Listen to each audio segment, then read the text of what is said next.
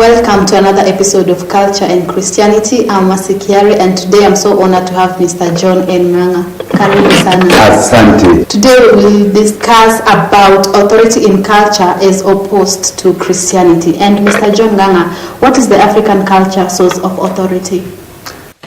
I'll give three different related sources of authority. To an African, the ancestors were very critical as source of authority. If your father died and said you should never marry people from a certain place, you would never touch. You may fall in love, but you have to fall out of love later. When you discover that the saying was, we shall never ever marry that one. So that he continued having authority even in the grave. We talk about something that was said by the ancestors. And because the most Africans believed that the ancestors are still with us. In other words, like Professor Beatty says, we are three generations. In a family outing, there are three generations. The unborn, the born, and the dead. All of us are working together. But of all of them, the biggest authority comes from our ancestors. You see, if the living guy says something, you can negotiate with him. But the one who died, you are helpless. You have to do exactly as he said. So in Africa, ancestors are very, very powerful, especially because you can't do anything about it. And by the way, that has not changed even today. You will find an old man very sick in hospital. He needs money to be treated. The sons, the cousins, nobody is giving money. But if that guy dies, the funeral will be with the millions of shillings. His coffin will be pure gold. Yet when he was alive, they were ignoring him. But when you die, you get new power. In Africa, authority is with the dead. In fact, I call it in my book I call it the Secret of Contentment. I say there's a chapter on death, and I say it's the dictatorship of the dead on the living. The living have to do exactly what the dead have said. The second source of authority is parental authority. Your father, your mother. It is taken very seriously. Even when they are alive, you are not expected to disobey your father at all. Unlike in Christianity, even when you are a grandfather yourself, you still must obey your father. He gives instructions, he doesn't give advice. That means, if your father says, I don't want you to have that wife, I do not accept her here. The way she looked at me last time I visited Nairobi, you should throw her away. African culture will require that you throw away your wife. If that's what your father says. Because you are supposed, he has authority, innate authority, according to our belief system. So the second source of authority is parental authority. The third source is God himself. And because God, to most of the African cultures, is somebody so great, he cannot be disturbed by small matters. If there is a drought, you go to the God of Kirinyaga. But if it is such a matter, quarrel, whatnot, that one you deal with the ancestors. They are the ones you deal with. So God still has authority, the Creator has authority, but it doesn't affect your life on a day-to-day basis. So that's the God. However, we also had leadership structures, and in Africa it changed from tribe to tribe. Some tribes were ruled by elders. Some tribes were ruled by kings. And depending on the structure that was in use, then obviously there was authority in that structure. For example, in a place where the tribe had a king, then the king gave edicts that had to be followed. In fact, when you went to visit the king, you went on your crawling because you are going before authority. So it's important to understand the king and authority. In the leadership structure where there was no king, it was chiefs and elders who had the authority. And when the elders made a decision, everybody was expected to follow. Most of this was not just culture, it was a belief system. In fact, the power that was maintained was curses. That if the person with authority was unhappy with you, you may end up being messed up.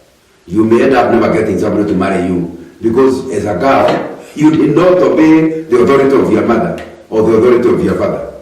So basically, the reason why you obeyed is because the injunctions were quite serious.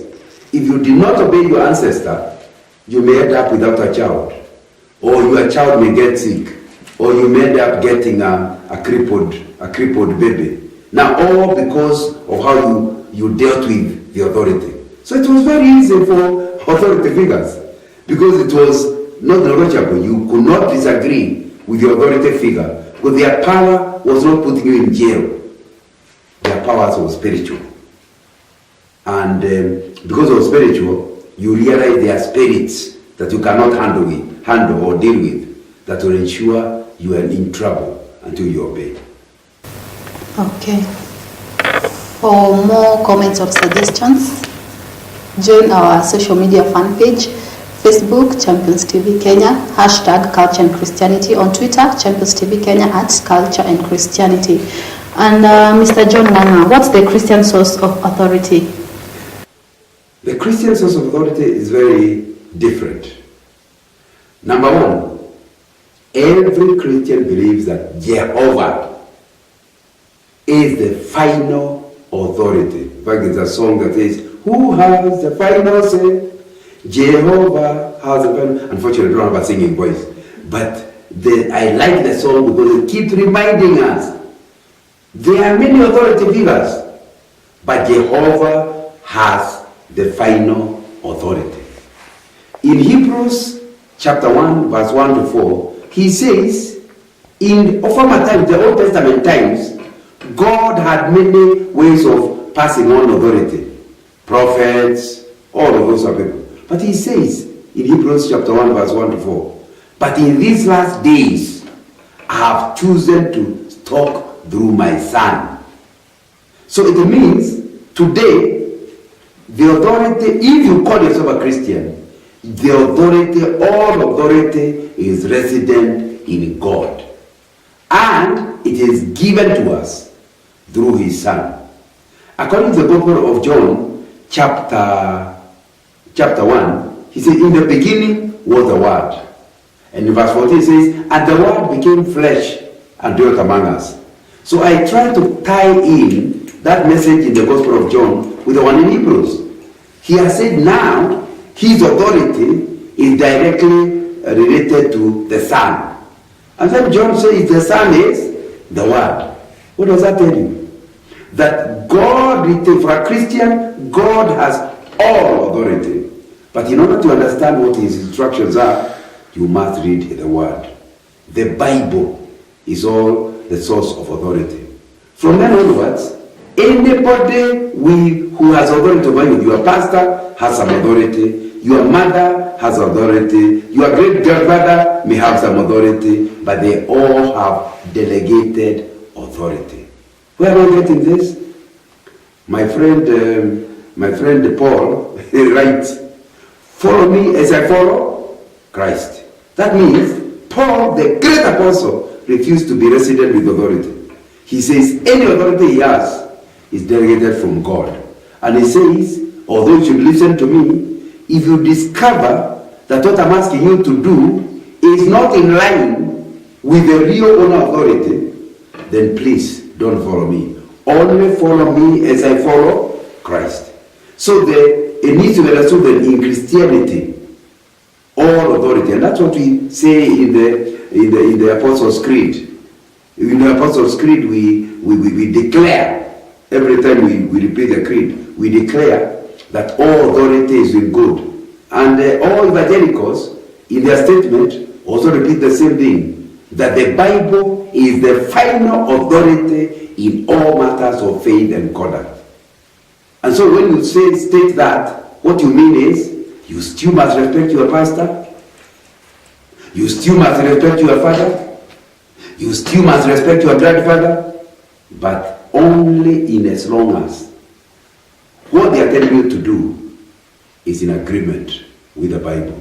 Alternatively, you can put it, what they are telling you, you must always check. I don't tell you stand up and you ask me how high. You must check whether the Bible allows you to stand up.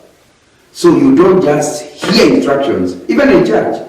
The pastor doesn't just command you. You, young lady, you must marry Otieno. Now, you must check in the Bible whether it's okay to marry Otieno. Because you see, the authority is not resident in a bishop or apostle. Authority is with God.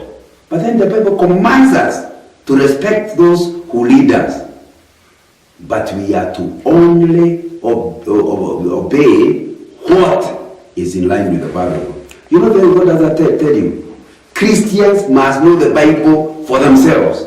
Because if the Bible is telling you to only follow Paul when he's following Christ, you have to know how to follow Christ means, so that you can discover whether Paul is following Christ or not.